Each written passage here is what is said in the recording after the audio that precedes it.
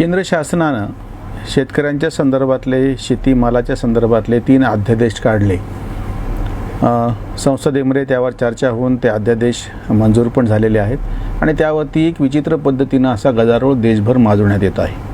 म्हणजे मुळात हे अध्यादेश काय आहे हे समजून न घेता म्हणजे आपल्याला जवळपास काही दिवसांपूर्वी असाच एक गोंधळ NRC आणि CAAच्या बाबतीमध्ये दिसून आलेला होता की काय आहे ते समजून न घेता त्याच्यावरती एक गदारोळ माजवायचं आणि विशेषतः डाव्या विचारसरणीचे जे लोक आहेत, पुरोगामीचे लोक आहेत, त्यांनी असा एक अघोषित असा कार्यक्रमच ठरवलेला आहे की गोंधळाची वैचारिक पातळीवरती गोंधळाची परिस्थिती निर्माण करायची। हे 3 अध्यादेश ढोबळमानानं असे आहेत की त्याच्यातले अगदीच शाब्दिक बारकावे न जाता मी थोडंसं समजण्याच्या भाषेमध्ये त्याला सोपं करतो। पहिला अध्यादेश आहे हा कृषी उत्पन्न बाजार समित्या म्हणजे मंडी असा जो शब्द आहे हिंदीमध्ये। शेतकऱ्यांना त्यांचा माल विकण्यासाठी शासनाने जी व्यवस्था केली होती APMC म्हणजे ॲग्रिकल्चरल प्रोड्यूस मार्केट कमिटी, आपल्या बोली भाषेमध्ये मार्केट कमिट्या असा तो शब्द आहे। ह्यांच्या वतीनं ह्यांच्यामार्फतच सगळा शेतमाल विकला जात होता आणि त्याचं कारण असं दिलं गेलेलं होतं 1955च्या नंतर की शेतकऱ्यांना त्याचा माल विकण्यासाठी एक सोय असावी आणि व्यापाऱ्यांनी शेतकऱ्याचं शोषण करू नये। वरवर पाहता हे खरं आहे असं सांगितलेलं होतं।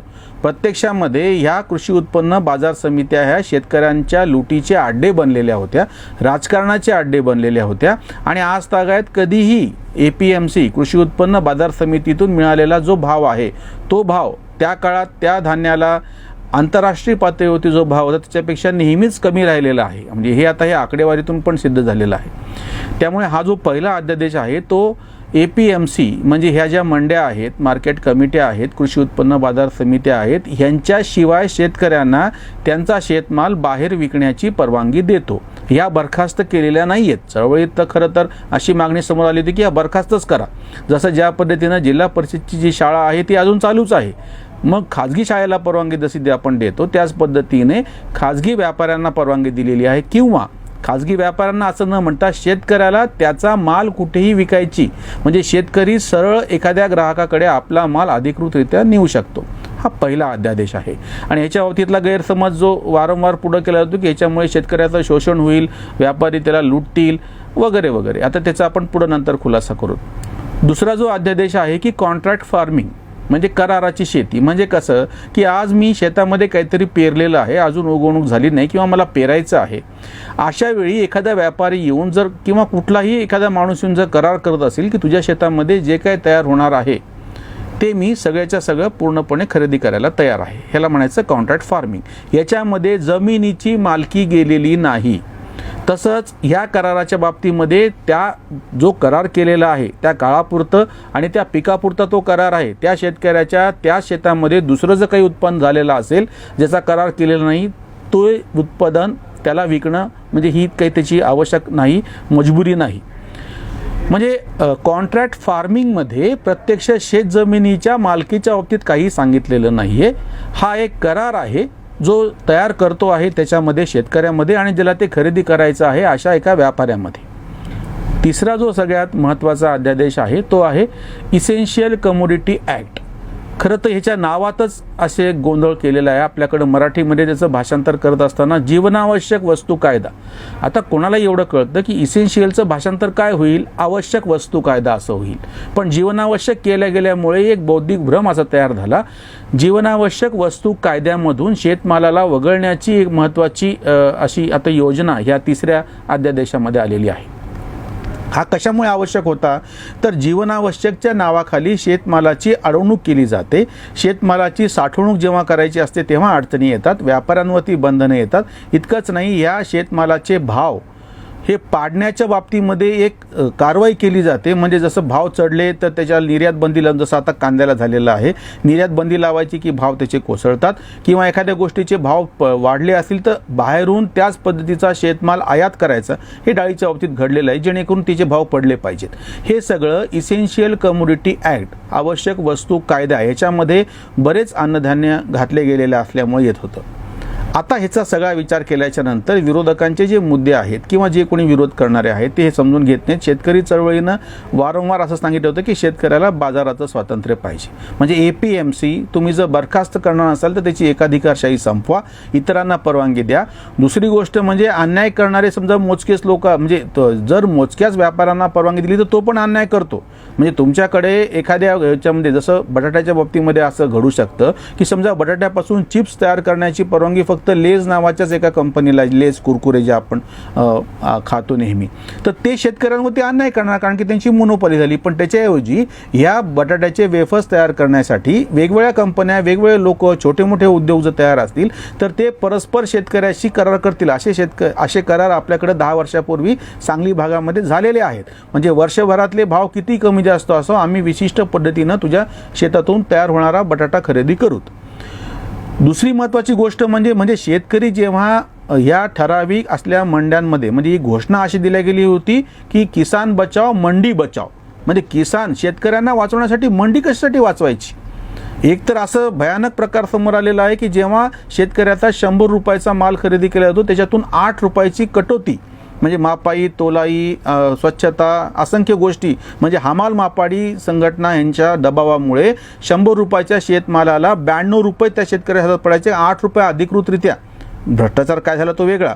आणि ह्याच्या नेमकं उलटं जेव्हा असं काही वर्षांपूर्वी ह्याच सरकारने, केंद्र सरकारने आणि महाराष्ट्र सरकारने अध्यादेश काढल्याच्या नंतर ही जी सगळी म्हणजे कटाई होती ही व्यापाऱ्यांवर जेव्हा लादल्या गेली, म्हणजे तुम्ही शेतकऱ्याकडून घ्यायचं नाही, शेतकऱ्याचा 100 रुपयाचा माल 100 रुपये दिले गेले पाहिजेत आणि हे वरचे जे तुम्हाला जे काही गोष्टी म्हणजे घ्यायच्या आहेत त्या व्यापाऱ्यांकडून घ्यायच्या.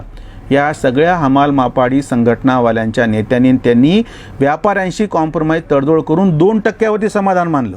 म्हणजे कालपर्यंत तुम्ही शेतकऱ्याला 8% लुटत होता, 100रातून 8 रुपये कापून घेत होता, म्हणजे 92 रुपये मिळत होते. आणि जेव्हा व्यापाऱ्याकडून घ्यायची वेळ आली 100 रुपयाच्या मालावर फक्त 2 रुपयावर तुम्ही समाधान झाले. म्हणजे जे स्वतःला दलित, शोषितांचे, कष्टकऱ्यांचे प्रतिनिधी म्हणतात असे सगळे डाव्या चळवळीतल्या लोकांनी इतके वर्ष हमाल मापाडी संघटनेच्या नावाखाली 8 रुपयानं लुटलं, 6 रुपयाने जास्तीचं लुटलं शेतकऱ्याला. त्याच्यामुळे APMC कृषी उत्पन्न बाजार समिती बरखास्त करण्याची ही मूळ मागणी ती थोडीशी बाजूला ठेवून तिचा एकाधिकार मोडण्याचा जो अध्यादेश आहे त्याचं स्वागत सर्वसामान्य शेतकरी करतो आहे. जो विरोध होतोय, हरसिमरत सिंग कौर बादल यांनी जो राजीनामा दिलेला आहे, तुमच्या असं लक्षात येईल की तो पक्ष त्या ठिकाणच्या ह्या ज्या मंड्या होत्या, आपल्याकडे सुद्धा कृषी उत्पन्न बाजार समित्या, सहकारी संस्था, सहकारी कारखाने याच्यावरती ज्या राजकीय लोकांची दादागिरी होती त्या सगळ्या लोकांना ह्या संस्था बरखास्त होताना किंवा त्यांची एकाधिकारशाही संपताना अस्वस्थता निर्माण झालेली आहे. जसं आता शिक्षण जर खुलं झालं तर ज्यांच्या शिक्षण संस्था आहेत ते अडचणीमध्ये सापडतील. शेतकऱ्यांचा बाजार व्यापार जर खुला झाला त्याच्या शेतमालाचा, तर शेतमालाच्या बाजारावरती ज्यांचं वर्चस्व आहे ते अडचणीत सापडतील. म्हणून त्याच पद्धतीने हरसिमरत सिंग कौर बादल हे त्याचं प्रतिनिधित्व करतात की जे ह्या शेतकऱ्यांचे जे मध्यस्थ होते आणि त्या सगळ्या समित्यांवरती हे लोक बसून होते, त्याच्यामुळे त्यांचा विरोध आहे. त्यांनी काही लोकांना असं भरीस घातलेलं आहे. कॉन्ट्रॅक्ट फार्मिंगच्या बाबतीमध्ये सगळं नेहमी अशा आरोप केला जातो की समजा दिलेल्या भावापेक्षा कमी भाव जर बाजारात असेल तर तो माणूस तेवढी किंमत त्याला देणार नाही शेतकऱ्याला. म्हणजे 20 रुपयाच्या किलोच्या दरानं एखाद्या शेतमालाचा सौदा केला गेलेला असेल आणि जेव्हा तो शेतमाल बाजारामध्ये आला तर जर त्याची किंमत 15 रुपये बाजारात आली, तुम्ही तर सौदा 20 रुपयाचा केलेला आहे, अशा वेळी हा जो बलदंड असा जो काही बहुराष्ट्र कंपन्यांचा जो माणूस असेल, व्यक्ती ती हे असेल, संस्था असेल, ती त्यांना शेतकऱ्याला ती पैसे तेवढे देणार नाही, आपण केलेला करार मोडेल आणि ह्याच्या विरुद्ध भांडण्याची शेतकऱ्याला ताकद नसेल. हे सगळे लोक अशा एका मूर्खाच्या नंदनवनामध्ये किंवा अशा भ्रमात राहतात. कुठली मोठी कंपनी जेव्हा त्याची सुद्धा मोनोपॉली असती तेव्हाच ती अन्याय करू शकते. एकाला दुसरी, दुसऱ्याला तिसरी, तिसऱ्याला चौथी अशी जर खुली त्याच्यामध्ये आपण स्पर्धा म्हणतो अशी जेव्हा असेल तेव्हा कुठली मोठी कंपनी अशा पद्धतीनं अन्याय करू शकत नाही. आणि तो शेवटचा मुद्दा होता इसेन्शियल कमोडिटी ॲक्ट. आवश्यक वस्तू कायद्यामधून जर शेतमाल वगळला, कांदा ही आवश्यक गोष्ट नाही, साखर ही आवश्यक गोष्ट नाही. धान्याच्या बाबतीमध्ये आपण समजू शकतो, म्हणजे वाद जर करायचा असेल तर काही धान्यांच्या बाबतीमध्ये आपण समजू शकतो.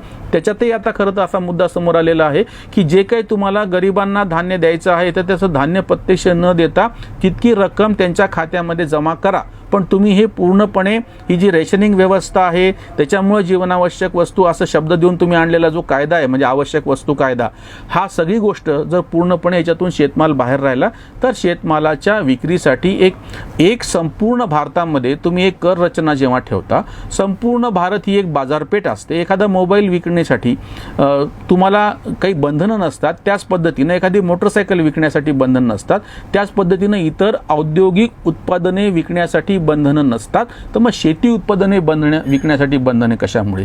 त्यामुळे ह्या तिन्ही अध्यादेश जे आलेले आहेत ते शेतीला फायदेशीर आहेत. शेतकऱ्याचं जे शोषण होतं ते थांबवणारे आहेत. पण असं अध्यादेश आणत असतानाच शासनाने अतिशय गंमत म्हणजे कांद्याच्या बाबतीत मात्र निर्यात बंदी लावलेली आहे. म्हणजे जो अध्यादेश शासनाने आता आणले त्याच्याच विरोधामध्ये शासनाचा आधीचा निर्णय आहे, तर तो पण शासनाला मागे घ्यावा लागेल जर हे अध्यादेश त्यांना लागू करायचे असतील. आणि तो शेवटचा मुद्दा वारंवार शेतकऱ्यांच्या बाबतीत सांगितला जातो, हे जे काही शेतकऱ्यांच्या बाबतीत बोलणारे आहेत त्या सगळ्या लोकांनी स्वतः ते जिल्हा परिषदच्या शाळेमध्ये आपल्या मुलांना नातवंडांना शिकवत आहेत का? त्यांच्या बायकोच्या, सुनेच्या, मुलीचे प्रसूती ही शासकीय दवाखान्यामध्ये झालेली आहे का? शासकीय दूरदर्शन ते पाहतात का? शासकीय जे काही वार्तापत्र निघतात त्याच्यावर ते अवलंबून राहतात का? म्हणजे बाकीच्या सगळ्या क्षेत्रामध्ये तुम्हाला तुलनेनं स्पर्धात्मक असलेले बाकीचे खाजगी पर्याय पाहिजे असतात, पण शेतकऱ्यांच्या बाबतीत मात्र तुम्ही असं म्हणता की त्यांनी मात्र सरकारी यंत्रणेवरती अवलंबून असावं. सहकारी साखर कारखाना फक्त साखरेचाच कशामुळे असतो? मोटरसायकलचा सहकारी साखर कारखाना का निघत नाही? किंवा ही विक्री व्यवस्था किंवा औषधही जीवनावश्यक वस्तू असताना औषधाचे शासनाचे दुकानं का नसतात? किंवा औषधाची विक्रीची एक जशी कृषी उत्पन्न बाजार समिती आहे तसं औषधांच्या विक्रीसाठी काही बाजार समिती तुम्ही तयार केलेली आहे? म्हणजे हा एक बौद्धिक भ्रम तयार केला जातो आहे. या अध्यादेशांमुळे शासकीय मक्तेदारी मोडून खुला जर बाजार शेतमालाला उपलब्ध होणार असेल असं दिसतं आहे, तो त्याला निश्चितच फायदा होईल आणि त्यामुळे शेतकऱ्याचं उत्पन्न वाढण्यास मदत होईल. म्हणजे इकडं आपण शेतकऱ्याचं उत्पन्न दुप्पट व्हावं आणि आत्मनिर्भर भारत जेव्हा म्हणतो आहोत तेव्हा ही पावलं अतिशय आवश्यक होती.